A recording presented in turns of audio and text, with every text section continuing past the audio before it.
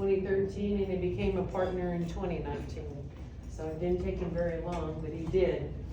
He spent 7 years working for Arvest Bank as an auditor and commercial lender. While working at Arvest, he obtained his 7 Series and Series 66 security license, allowing him to work with individuals and their advisors to formulate personal wealth and estate strategies. He hasn't made me a millionaire yet, but he's working.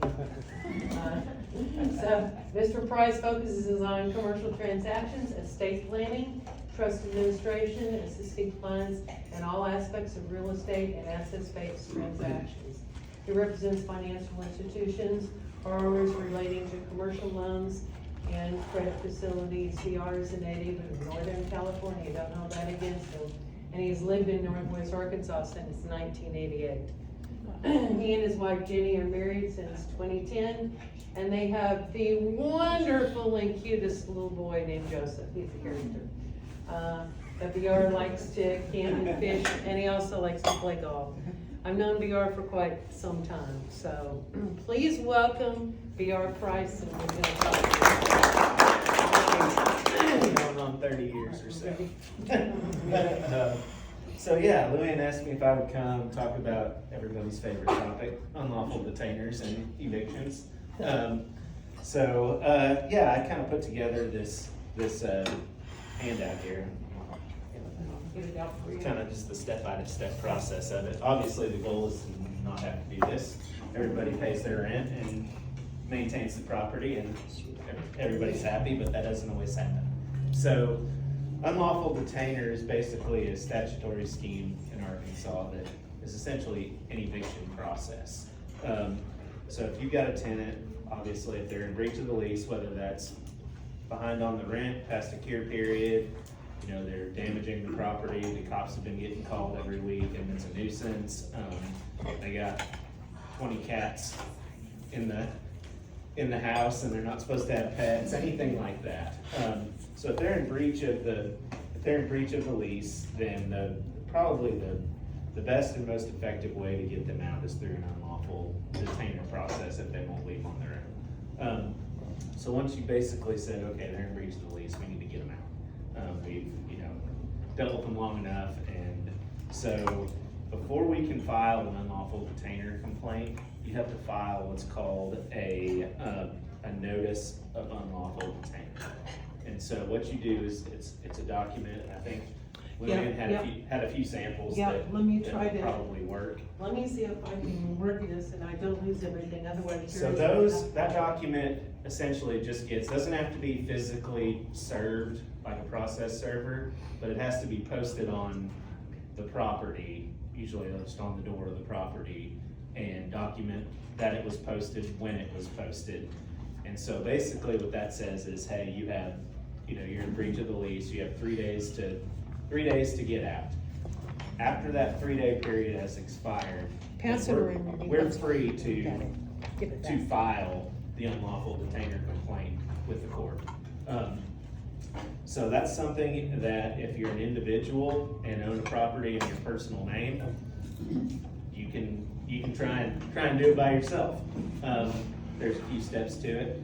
If you're an entity, because you own your property in an LLC, entities can't represent themselves in court, so then you have to have an attorney do it. I would probably recommend having an attorney do it either way, but if you own it individually and you want to give it a shot, go for it.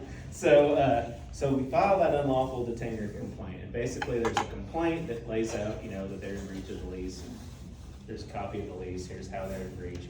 Here's how much rent they owe, etc. That gets filed with the court, along with, generally, we want to get an affidavit signed by the landlord, the property owner, the property manager, that basically spells out how much rent is due under the lease, that they're in breach of the lease. Mainly that's there for if down the road we want to try and get damages, we don't have to have some kind of hearing and bring somebody in to be a witness and explain all that stuff. We've already got it filed in the case. So we'll file an unlawful detainer complaint, that affidavit. There's a notice of intent to issue a writ of possession. And so basically just a document that says, hey, if you don't follow the rules, we're going to get a writ of possession issued against you.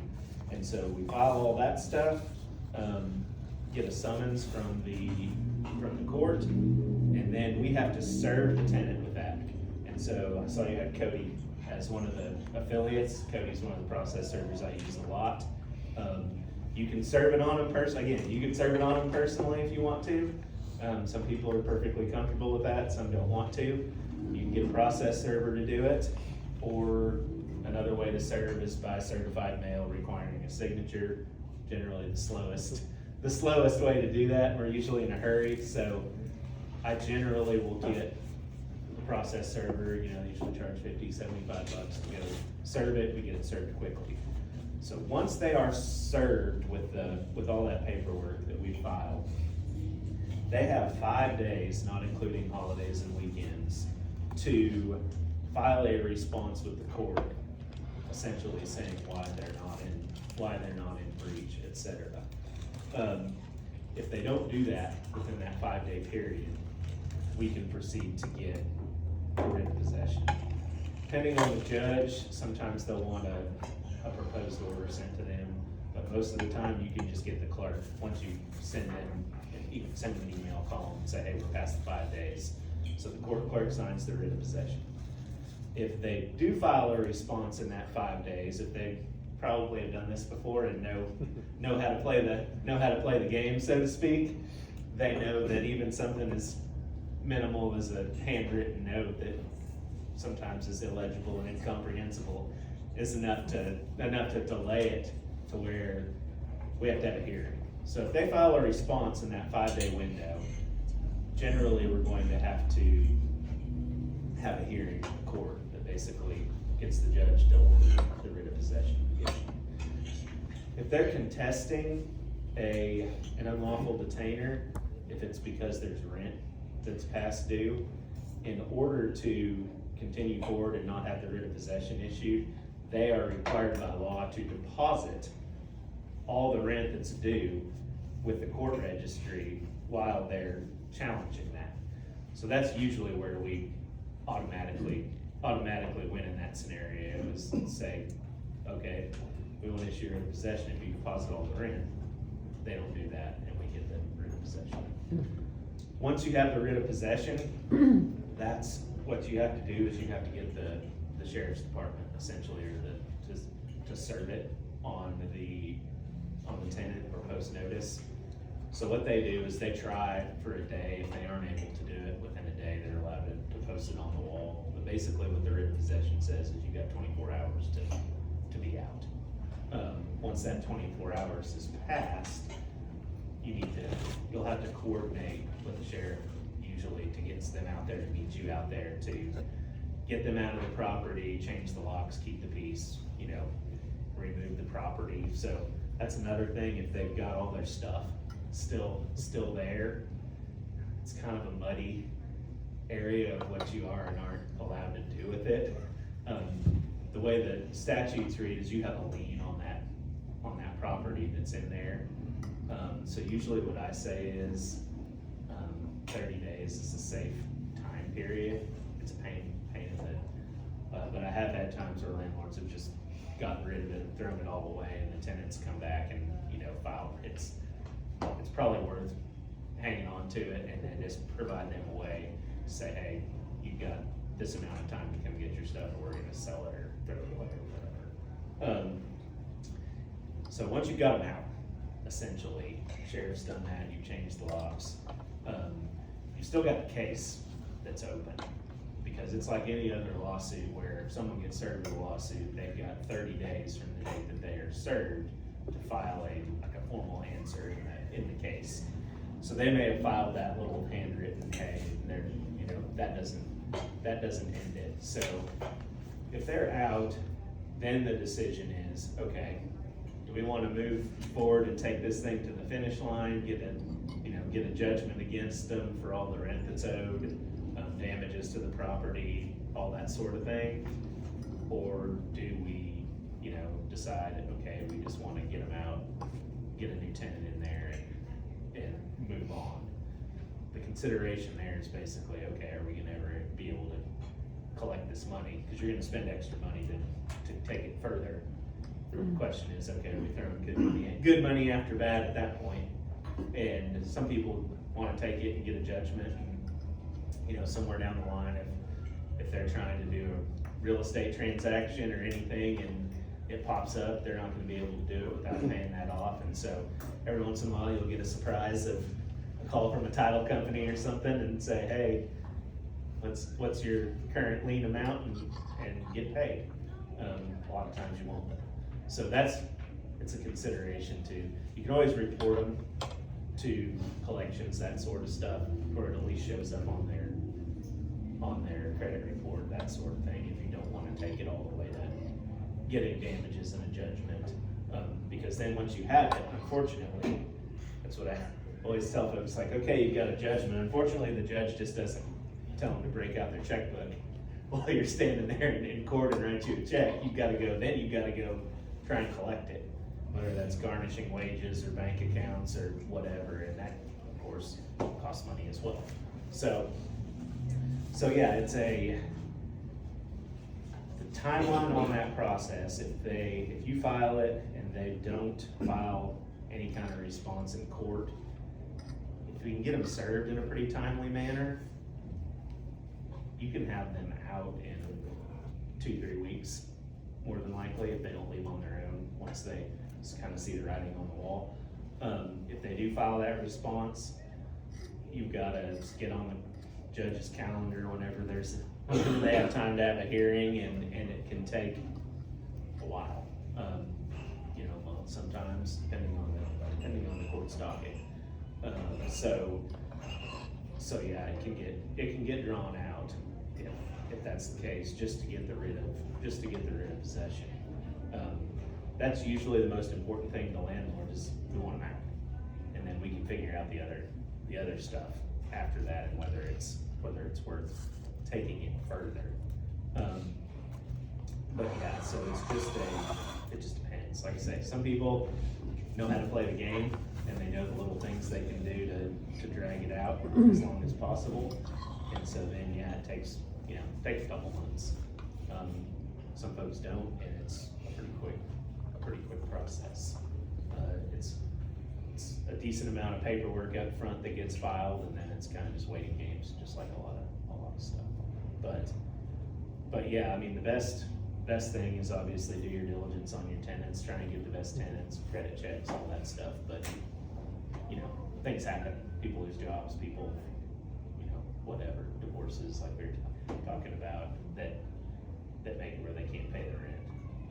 Usually, you can probably tell what situation they're in versus others.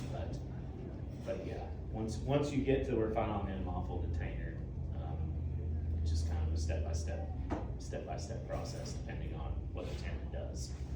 So, cost-wise, everybody wants to know how much is this gonna cost me? It kind of depends on which step you end up getting to. If you're lucky enough where it's you post the notice and they leave, which rarely happens, not much.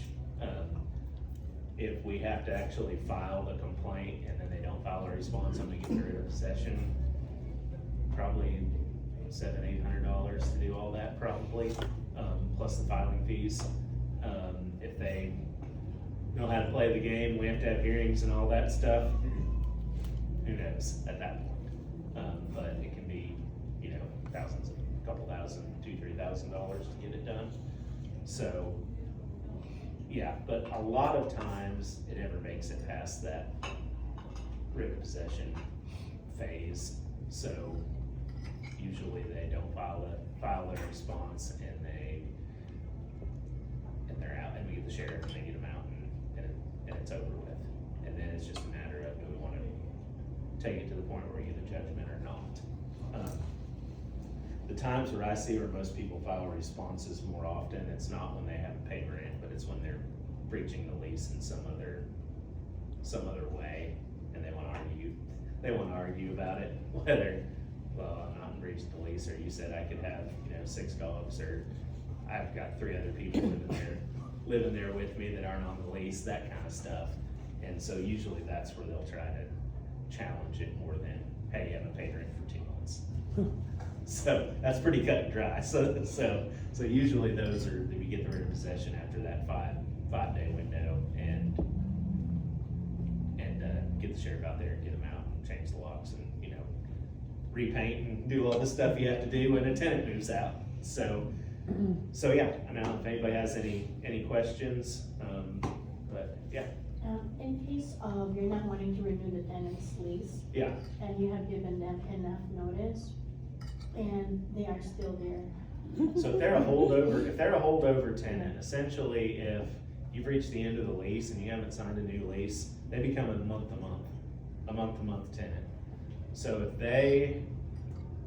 if you want them out, you essentially have to give them, and they pay rent, you essentially have to give them You 30. always send them a letter of renewal. Yeah, you have to give them 30 days notice essentially at that point.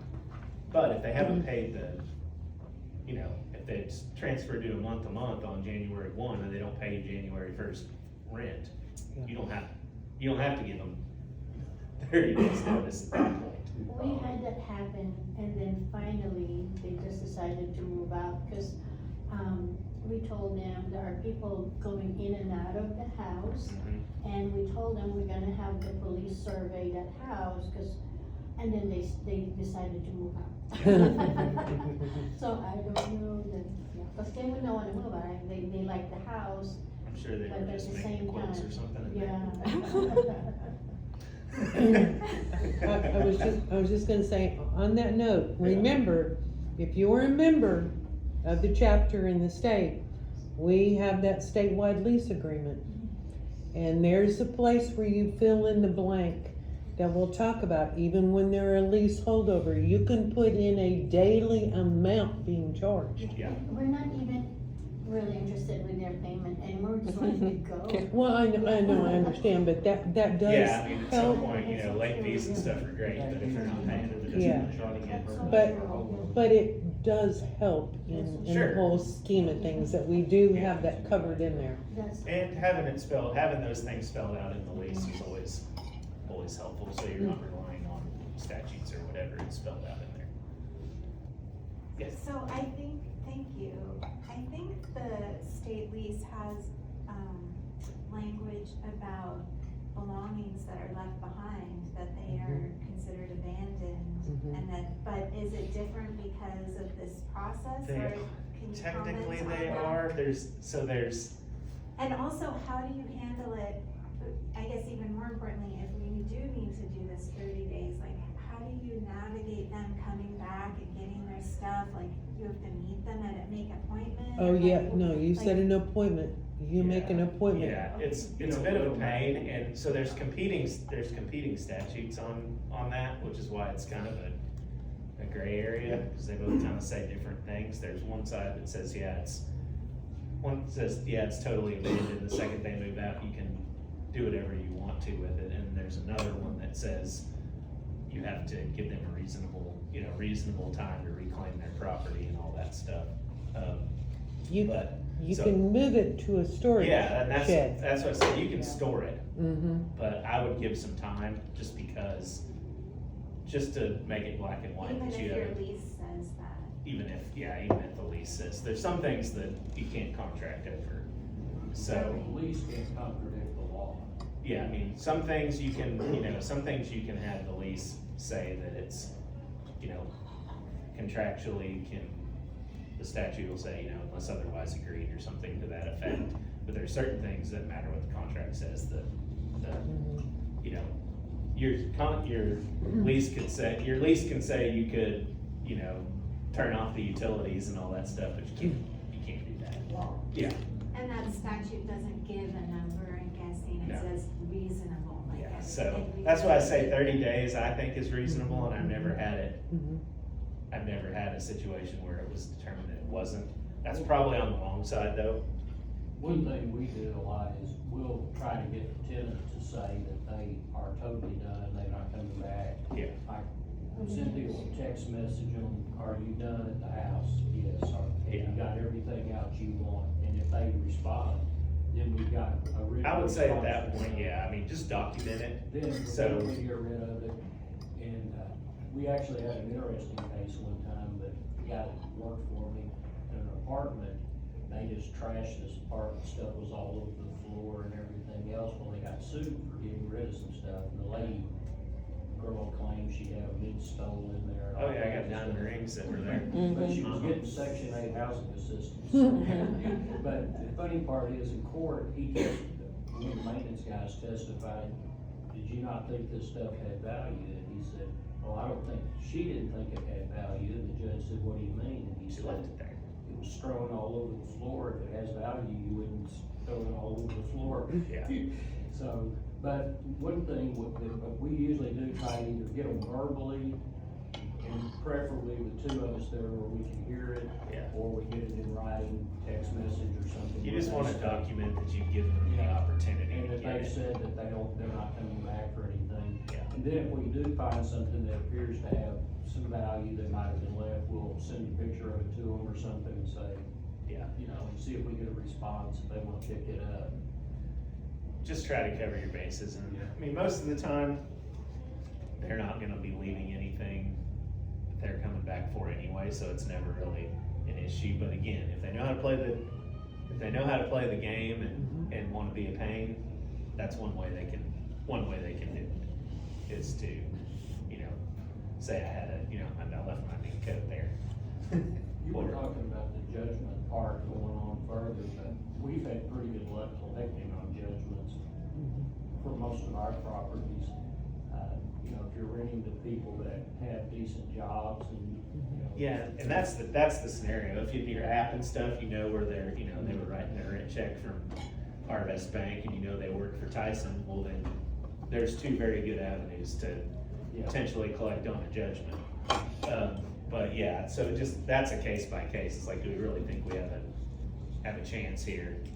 But yeah, I mean, you can, and that's part of the front end, just making sure you get good tenant information and, you know, run credit and all that stuff.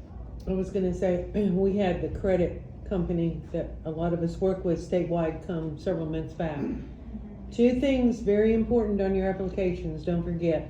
Make sure you get their social security number, you get the name of their bank and their bank account number in your application. Because then the credit company, if they have those two things, then they can take their process a lot further. Yeah, and sometimes doing, you know, background checks and that sort of thing isn't Yeah. a terrible thing either. There's a few companies that do that, and they're pretty reasonable. They don't charge a lot to do it. Yeah, we do those. Sometimes that's pretty worthwhile. Is that ounce of preventions? Back in, I think it was back in February or March, I told you all the totals of unlawful detainers that were filed in Benton County in 23 and 24.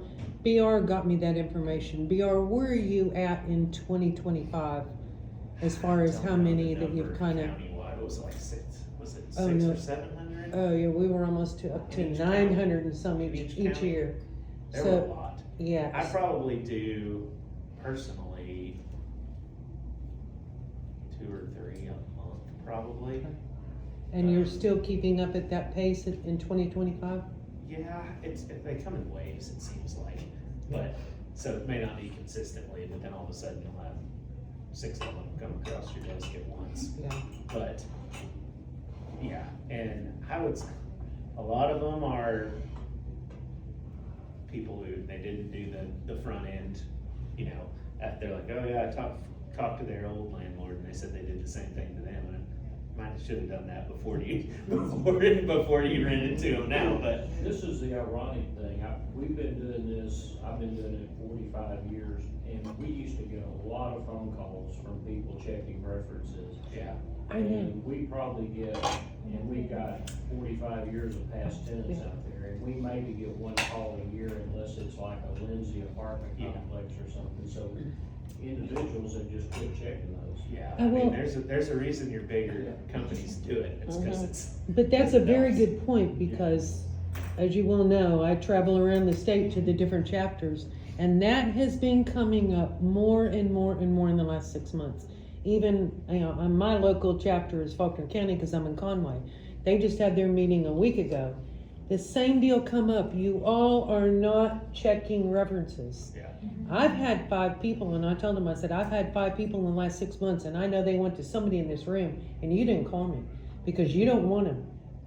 And I don't know why the individual landlords have quit.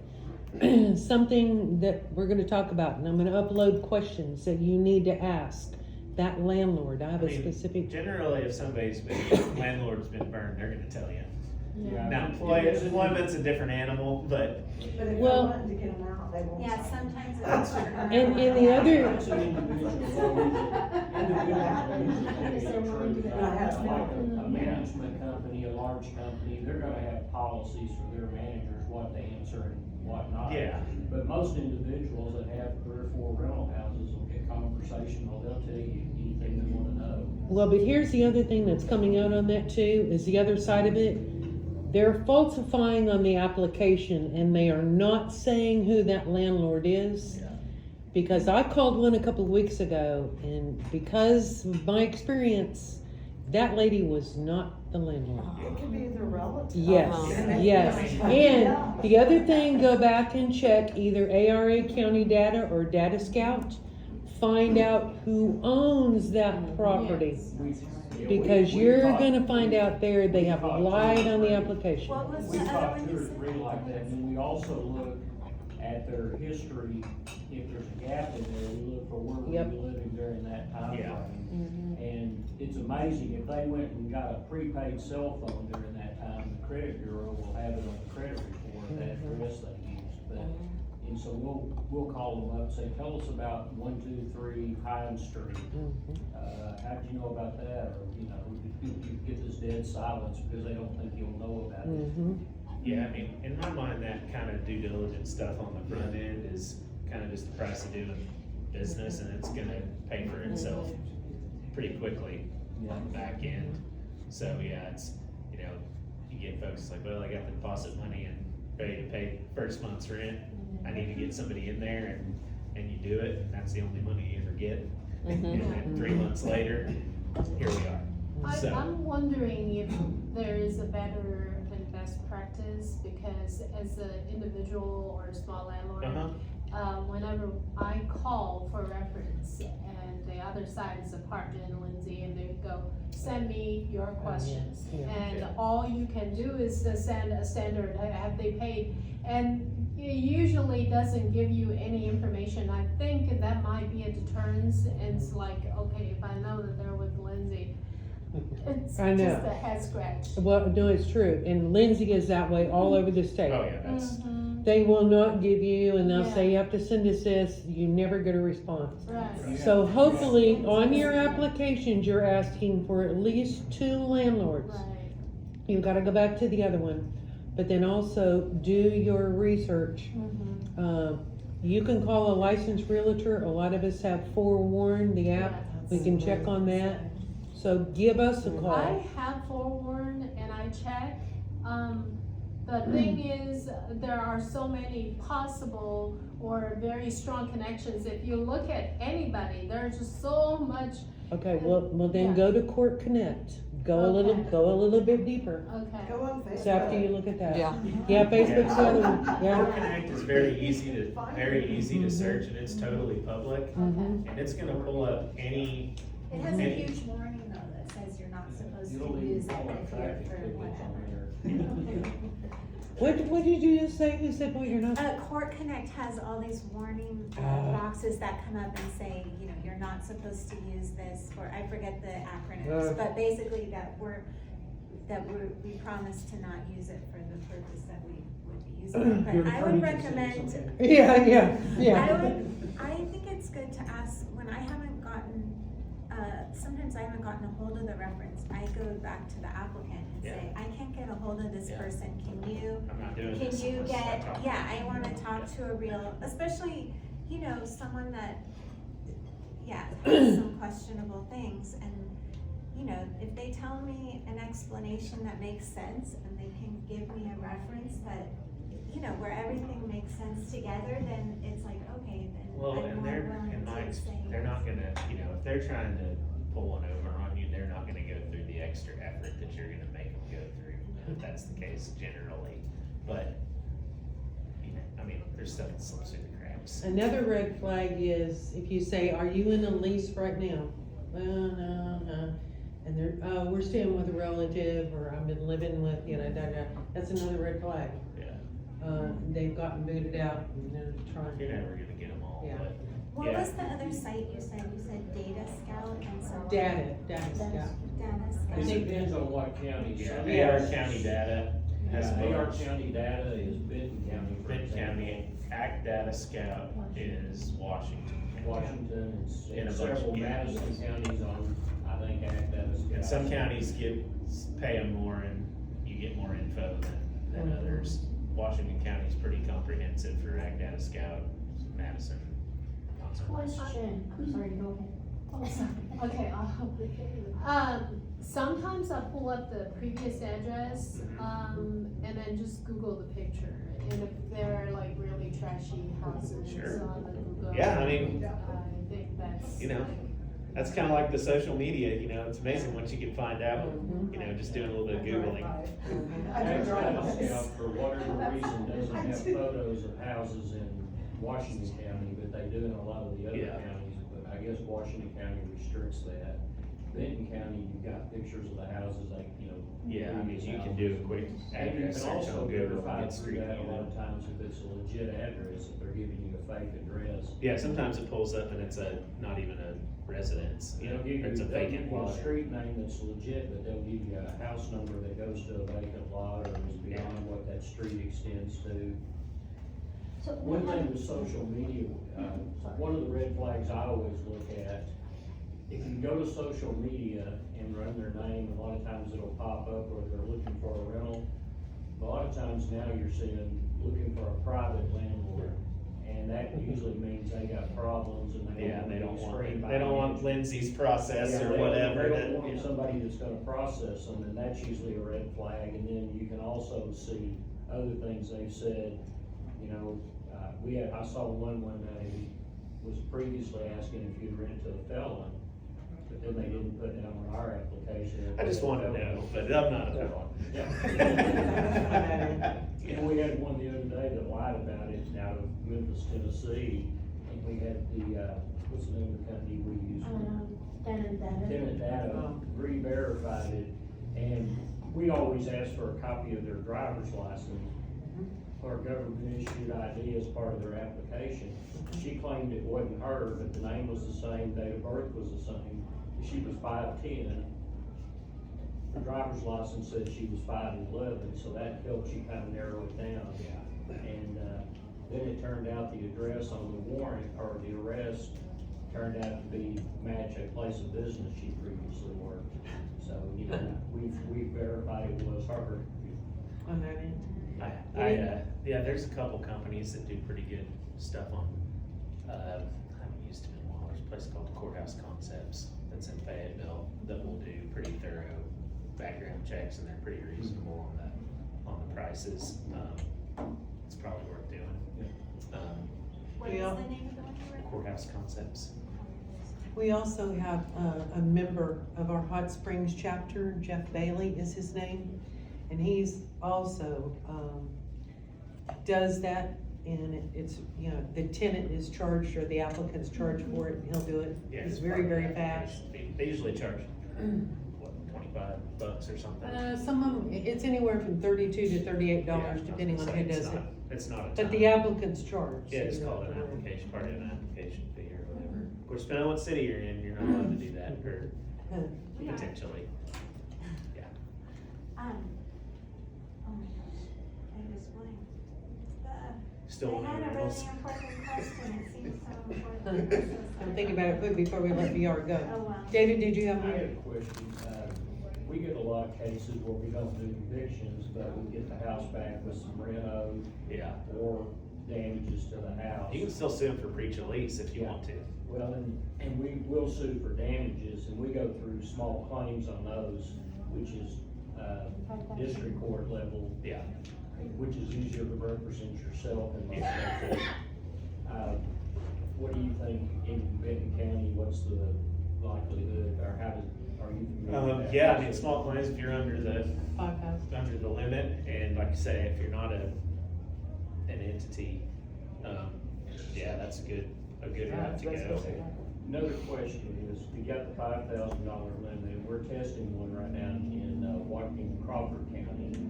But we've sued the person for $4,400 worth of rent and late fees and things like that are contract related financial. But they also left the house with a lot of trash and damage.